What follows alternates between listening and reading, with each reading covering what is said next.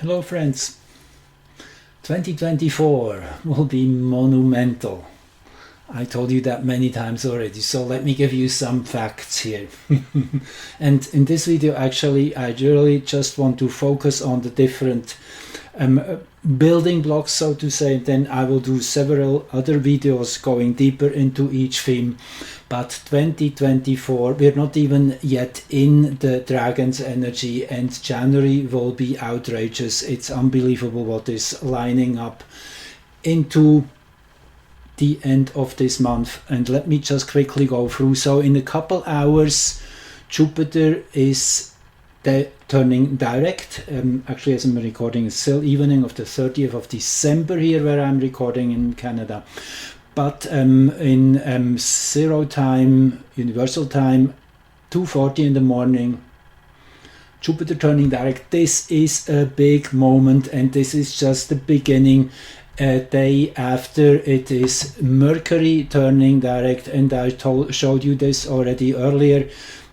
When Jupiter turns direct, Moon in the 26th degree of Leo, and then tomorrow, or actually a couple days from now, this will be the degree at midheaven overhead over the zero meridian, the 26th degree of Leo. And that 26th degree, I tell you, that is repeating quite a few times. So I was interested in the Sabian symbols of that degree, and it is a rainbow appearing after a storm, a time of celebration.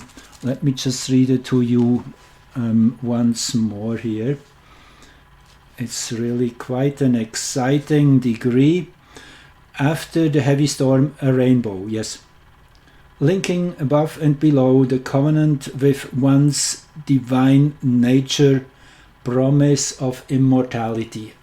I guess it can't get much bigger than that. This is kind of really the foreshadow of some big changes coming.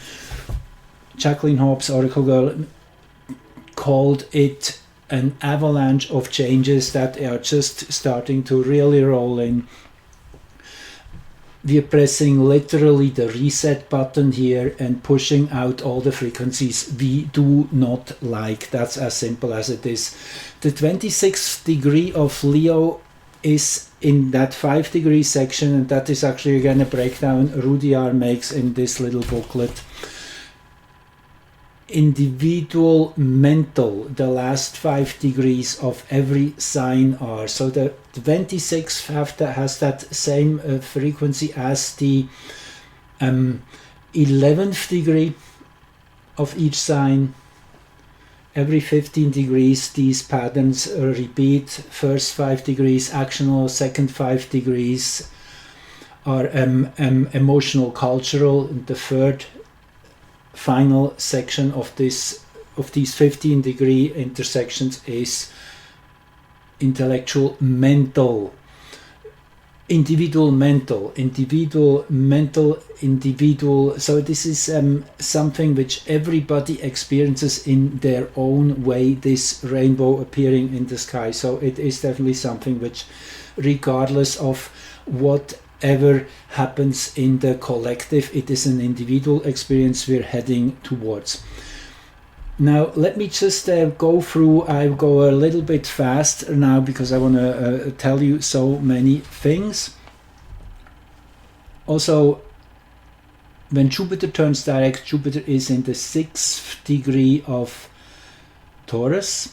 You see, this is here on the left, you see this is Jupiter's retro loop. That was when Jupiter was activating that degree on June the 11th. First time exactly in that position where it eventually will turn forward again in a couple hours. So this is the kind of the foundation of what is now going to express itself, manifest itself. I like to call this the seed chart. And here in this chart, interestingly enough, the moon was at 28 degrees 20 in Pisces. This is a super important little detail. that is the beginning of the new segment of the zodiac, so to say. 2815 is the cutoff point, I should say, which starts the new energy, that cardinal energy kicking in from behind, still a kind of a little submerged innocence, hexagram 25, a very powerful announcement of a new energy rolling in. And actually that degree 2815 will be crossed by Neptune on April the 10th for the first time in 165 years. So we are heading into a totally different frequency band, as we all know. This is not a mystery. This is obvious if you are at all watching what's unfolding in the bigger scene of reality, which, I mean, nobody can hold that back anymore. The Telegraph just the other day, and a few days ago or so, was having it on its front page that what jabs do to people, all of that is really boiling up into the consciousness of everybody and anybody, and this will be the main theme, as I predicted already 2 years ago, of people waking up when they can't see the aftermath of what has been imposed on them. It is the casualties which are really kicking in big time in people's experience, in their personal, family, friends, colleagues. It's happening all everywhere. I mean, you know it, you have heard it. It's that died suddenly phenomenon where there's no explanation given what the reason is behind it. Naturally, the elephant in the room. We all know it. It's becoming a mainstream subject, which will be really at the root of this revolution, which is happening. Yes, it is still in its early stages of building, but all through 2024 this will be building an enormous momentum, and there will be a breakthrough point when everybody will see it. And this is probably around the April eclipse, April the 8th, that third eclipse, which really marks the last segment of this huge breakthrough, which was initiated in 2017 with the first American eclipse. 2023, just in October the 14th, was the second one, which was crossing right over North American continent. I said this was the retro motion. Go back to that recording. It makes a lot of sense. This was the processing time, and then comes the actional time when we get into the wake of the third eclipse, when that energy is fully activated. We're still in this middle period, coming out the rabbit year, which is traditionally actually a much more introspective time. Also the 7 energy of the 7 year, it was kind of internally rearranging, getting ready, positioning ourselves, understanding, realizing all of that has happened kind of in the shade, and is just as we get into the 8th year, which is all about manifestation. Think of the figure 8, the infinity sign. The 8 is a very powerful number. It's the 2, the third, 2 by 2 by 2, I guess, the third potency of the number 2, which is the cubical, the 3-dimensional expression of reality. That is what the 8 is mastering, what it is confronting us also. It is that very direct touchdown with reality, the 8 being probably the most powerful number. The 9 then is already the dissolution again, going back to source energy. The 8 is the pinnacle in that sense of the 10 single digits. Okay, so let me go on. I will probably come back to this chart in a separate recording on the 26th degree in general, but then on the 3rd of January, another really big moment, which is a landmark in that sense, again setting putting it in a stake in the ground, an orientation point, when Earth will be exactly at its closest approach to the Sun at perihelion, which always happens around the early days of January. And when this is the case, the Sun will be at 12 and 6 minutes in Capricorn, and the Moon in the very last minutes here of the sign Virgo. Void of course Moon, by the way, and this T-square with Mars and with Aspulus Chaos here and Australia. And the Moon in Virgo, well, this is all about self-care and coming to a full understanding of what's happening. Virgo is the sign of mental clarity, and the lunar energy in that sense is, yes, being transmuted. That is also the degree of Mercury's station. Mercury turning direct in the 23rd degree of Sagittarius, and I also looked that one up. A group of immigrants, as they fulfill the requirements of entrance into the new country, which is the keynote here, consciously accepting the ways of a new stage of experience in readiness of the opportunities it will present. So it is really a mental reset in that sense, which is on its way again, which was ignited already when Mercury was back in November, the first time visiting that degree which we see here.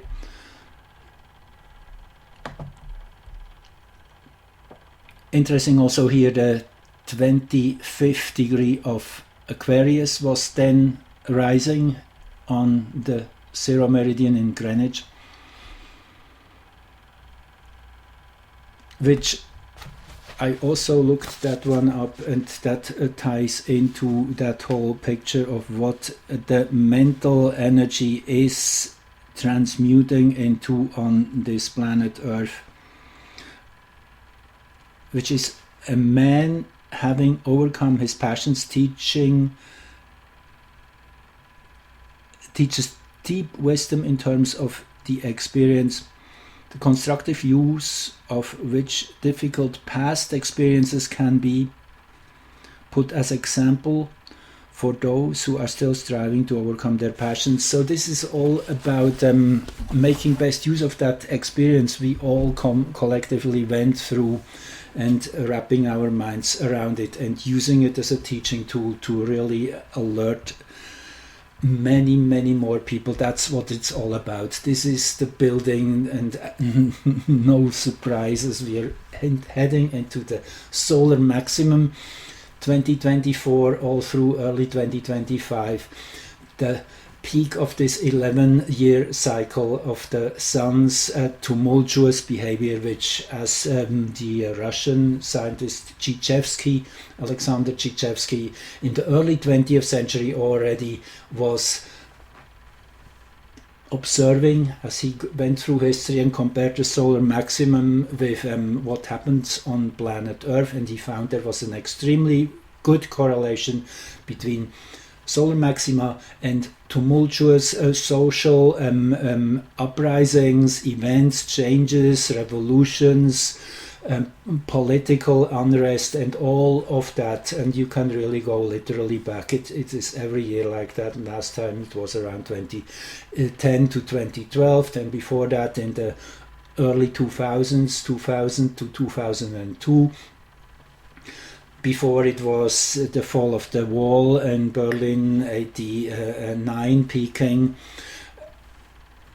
and it goes really back all through the sequence of the 11-year cycle.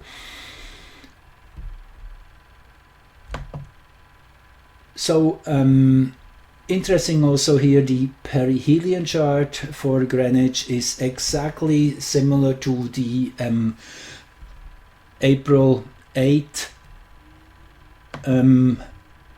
eclipse. I found that super interesting. I guess I showed you that already. Here it is. No, it's not that one. Let's see. I want to quickly show you this because this is again another. This is here. Okay, another interesting synchronicity. Here it is. Here you see it on the side. Pretty much identical. That's the moment of peak eclipse for Greenwich again, 0 meridian. So you see there's two kind of dynamics which are going on, which I mean I'm discovering as I'm going. I'm building on my understanding and insights and the predictive potential of what's going on all the time. So there's two types of dynamics. The one is the time sequence, as like a Jupiter turning direct, Mercury just following a day after, and Earth at its closest to the Sun. So this kind of is a big energy shift within a short period of time. And then we have those events which are kind of spatial, interlocking in space, Earth's perihelion, and then the eclipse of April 8, and they're kind of building another superstructure in space together, resonating with each other. Naturally, what these two charts share is a very strong Chiron. Here it is perfectly at the 7th house cusp, which, yes, again, is definitely reflecting that painful revelation of what truly has been going on this planet. And this is getting more and more intense as the months go, as the nodal axis is merging with Chiron moving backwards, the nodes moving, Chiron moving forward, the nodes moving backwards. They're merging, which really brings this theme even more into the focal point of what is evolution all about on this planet right now. Interesting also that this degrees where the lunar nodes are right now as we speak, 21, 11, 2059 on January. This is all very, very close to where the Sun and the Moon met at the last eclipse in October 14. It was at 21:07 in Libra. That was so. You see, it's that interlocking of energies which really magnifies these moments in time, gives them lots of special relevance. Then, okay, let me keep going here just at the fast pace. On January 4, then, Mars enters Capricorn. Here, Mars at 0 degree Capricorn. And what you see again, the 26th degree of Leo, this time here at the source point of the chart. Again, the 26th Leo. And also I want to point out the ascendant here in the first section of Cancer. Now, Mars in Capricorn, this is a very good placement for Mars. It's in honor in this sign, astrologers say. So it is getting things done. It is getting involved physically and doing, moving the stones, the bricks, whatever, doing the homework, and very methodical, systematic. at the and very concise. Mars in Capricorn is one of the best placements, I would say, in terms of manifesting what one wants to see. Then just within a few hours later, this is now heliocentric, Mars and Huya are lining up, and let's just go back here one more time. This is the geocentric when Mars enters Capricorn. You see Huya here in geocentric is at 2148, and that's actually in a tight conjunction with this Mercury stationing at 2210. So Mercury is already charged up with Huya energy. Now what is Huya? Huya is one of the Plutinos. Means it shares the orbital period of Pluto, is in that sense linked to this level of underworld deities. Huya has been discovered in Merida, Venezuela, and is named after the Venezuelan rain god, also ruling winter, which is kind of that submerged, darker seasons in the tropical climates. And the significance of Huya is it's bringing light into the karmic past, coming to terms with what happens. Often Huya is accentuated in charts of people who are going through psychotherapy or who are really catching up with something which they have to come to terms with in order to move on forward. Again, totally fitting in with that bigger scenario which we see, which is opening for millions and millions of people. This will be a waking up process on steroids, which we will see through the next months. And naturally, this will invite the pushback, so it will be a chaotic, tumultuous year. That much can definitely be said already. Now, I want you to watch also this degree. Now I want to show you how these few charts I'm showing you next are linking together again in spatial, into the kind of really working together as one construct. So I'm going back to the one I just showed you. I just want to quickly finish my thought here. So the lunar nodes then on the 8th of January change into a new hexagram. 51 is shock thunder.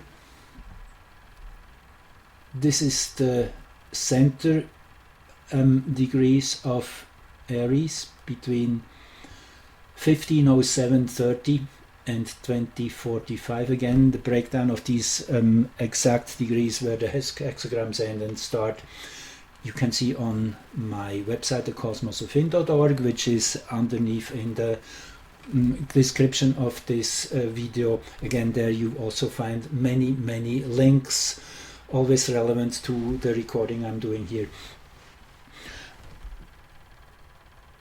Shock thunder, yes, that's what we are getting into. Again, I mean, it's all really adding up one layer above the next and all making sense. It's the synchronicity. Everything helps each other, works together in sync. Not even mentioning the black moon, which is in Virgo, which I told you last time, is the best placement for a psychotherapist, for someone who is able to see the complexity of a problem and in that sense also is able to see how the solution is best approached.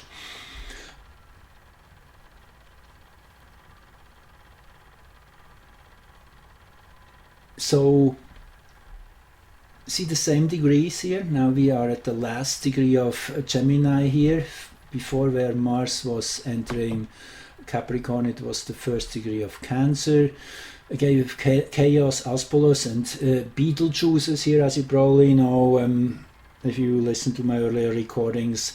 And Betelgeuse being part of the Orion constellation, and all that Orion and energy which has been infused into the solar system by these blue light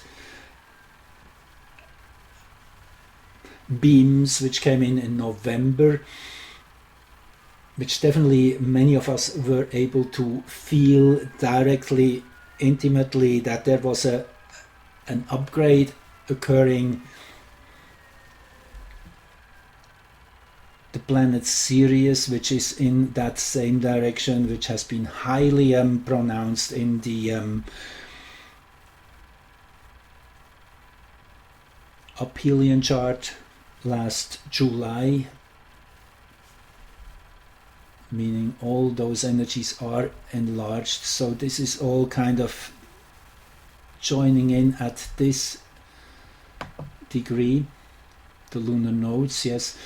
By the way, the south node here, which will be in hexagram 57, the wind, the double wind, which is the subtle penetration of information into the deeper layers of the unconscious, kind of like the wind works on a very subtle level, but it is penetrating to deeper layers, bringing wisdom, wakening wisdom up. That's truly what it means as being in the south node position. Something which is already there in the backdrop of our knowing is being brought into clarity of perspective and of focus.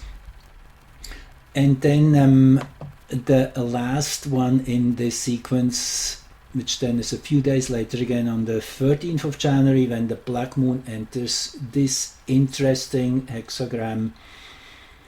11/22/30 is the cutoff line here. Hexagram 64. This is before the beginning. This is the energy of everything disintegrated. It's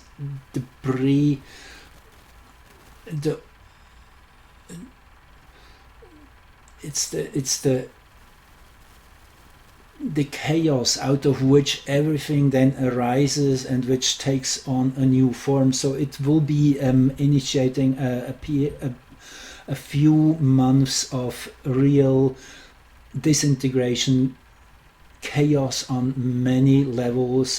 Think of the financial system, which I already warned you might be more in February than January.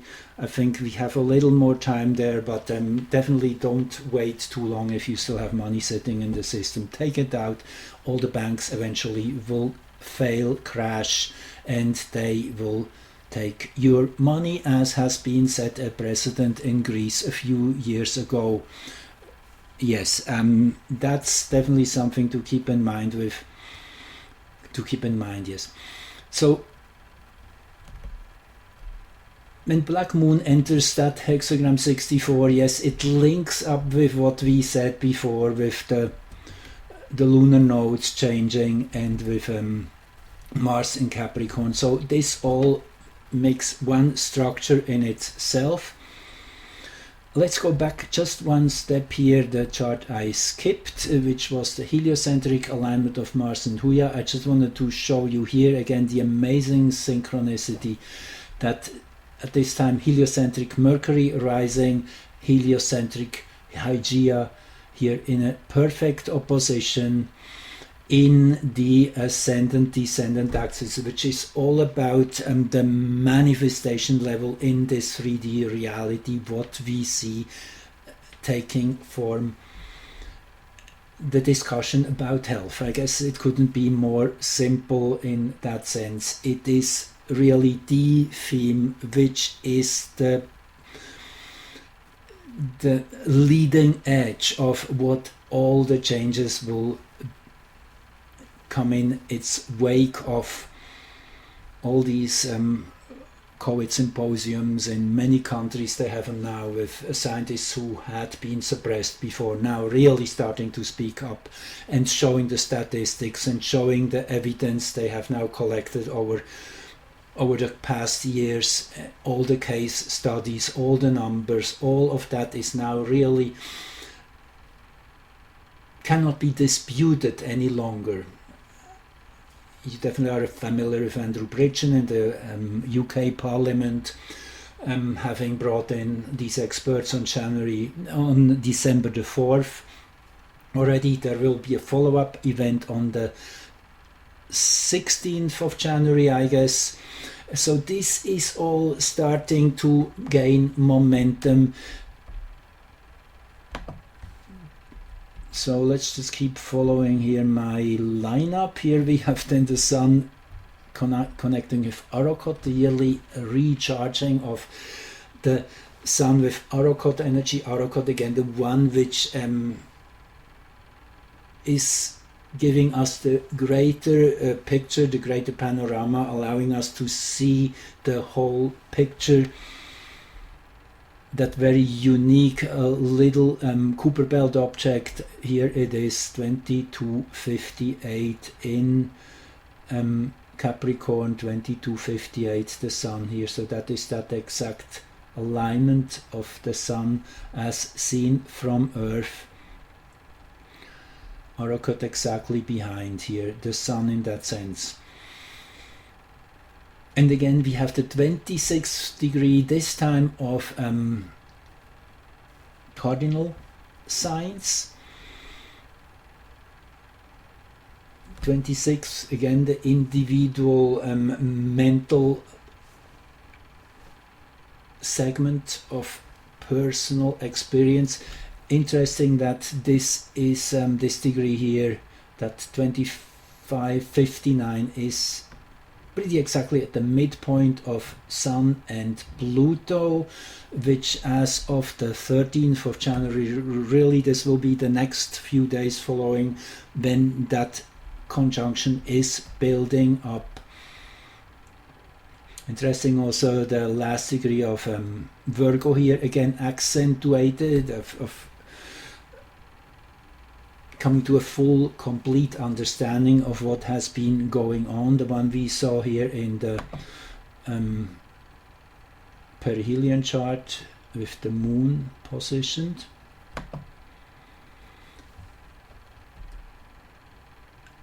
And again you see this chart locks into what we saw before of the black moon entering that chaotic period of the lunar nodes, entering that period of shock, thunder, revelations, unexpected things popping into the open all of a sudden. So it is no surprise that when Sun and Pluto have their exact conjunction, then on the 20th of January we again have that same degree accentuated. Aspolos, the one who I like to relate to, Sherlock Holmes, who is interested in mysteries and all kinds of dark stories and intrigue and wanting to uncover. So perfectly again that alignment, even more so with Astrea, who is then here to pick up the task and follow through and apply the remedy, bring in the solution, very practically based energy. One of the asteroids which in redemption of the big Maldek destruction 500 million years ago. And actually Astrea is the 5th largest asteroid, and scientists believe it's pretty much full on metallic, so it's probably part of the core of that planet which was blown up at some point, so it really holds that energy probably more than all the others of what that planet really still wants us to learn, to know, to avoid at this time in history, to not go through that same calamity of having to go through total destruction. And the asteroids are the roles we are playing. They are our ways to bring our personal energies into the collective. That's why the asteroids are super important. They're between the inner planet and the outer planet. In that, also because there's so many of those, I guess around 20,000 in total. So it shows the many different roles we can take on in order to leave our mark, to leave our imprint in the bigger picture of history.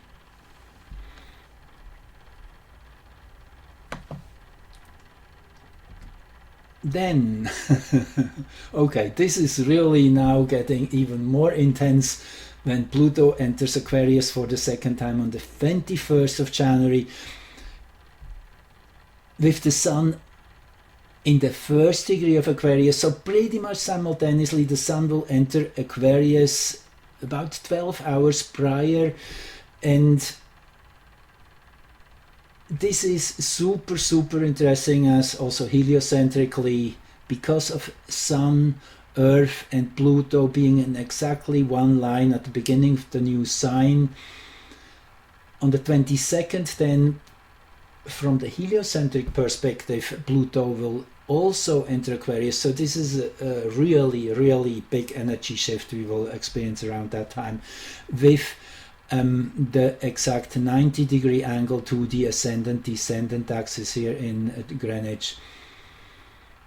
This is massive. This is a real shift in a new direction, with Haumea here rising even more so, which is all about restoration and rebuilding everything from scratch, and with that scorpionic intensity. And within hours of that, actually, let me give you the exact time here, 0:56. Within 1 hour later, Venus is exactly aligned to the galactic center. So this is yet another indication that we will be moving in the right direction. Venus has a beautiful quality of caring for one another, making things better, more beautiful, more harmonious, and all of that. And again, we see the 26th degree of Leo. How can that be? Interesting. And then there's the Leo full moon. Okay, from here on it really will take off. I mean, you can't make that up. The full moon is in a perfect T-square with Jupiter, and the 6th degree of Taurus here, that's the degree where right now Jupiter is resuming direct motion from, you see here it is at 534 Taurus. That is where it is right now, and we'll move forward again. And I wanted to read you that degree too. Let me just see if where I have my other part of the book. Okay, here it is, because this is the